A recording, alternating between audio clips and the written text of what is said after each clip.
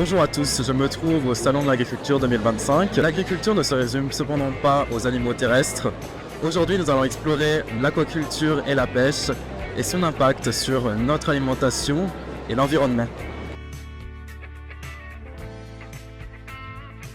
Pour distinguer les deux, la pêche c'est un mode de production qui consiste à prélever dans un milieu naturel une ressource qui est déjà existante, donc la mer, les océans, les étangs, les cours d'eau. Tandis que quand on fait de l'aquaculture, c'est un mode de production qui se rapproche plus de celui de l'élevage, enfin c'est même un mode de production qui est de l'élevage, où en fait donc l'homme va intervenir à un stade de production de matières premières. Vous avez raison de parler d'aquaculture, on a beaucoup de retard, on est un pays qui est grand importateur de produits aquacoles et on a besoin, c'est d'ailleurs un des objets qu'on a eu dans la loi d'orientation agricole, que de simplifier un certain nombre de procédures pour qu'on puisse produire et reproduire du poisson en France, et donc c'est important. Ouais.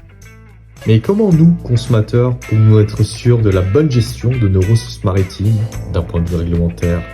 Un des artisans sur place du pavillon France donne son point de vue. Parce qu'à partir du moment où les consommatrices et les consommateurs vont choisir un produit de pêche française, ils ont la certitude que la ressource est durablement gérée. On peut prendre l'exemple de la coquille Saint-Jacques qui avait quasiment disparu dans les années 70. Grâce à des mesures de gestion et de réglementation, aujourd'hui, les pêcheurs français de Normandie, de Bretagne, de Loire-Atlantique, de Vendée peuvent aller pêcher des coquilles Saint-Jacques. S'il y a de l'aquaculture, c'est de l'élevage. Et donc l'élevage, on peut contrôler la maturation, les pontes, on peut tout contrôler. Du coup, oui, on peut arrêter de prélever en mer et faire que du poisson d'élevage. Donc ça permettrait de refaire les ressources de la pêche ou diminuer juste un peu la pêche pour privilégier le poisson d'élevage. Aussi faire des temps de pêche, donc diminuer, arrêter de pêcher pendant un certain moment pour du coup que les espèces se reproduisent et que du coup ça refasse la population.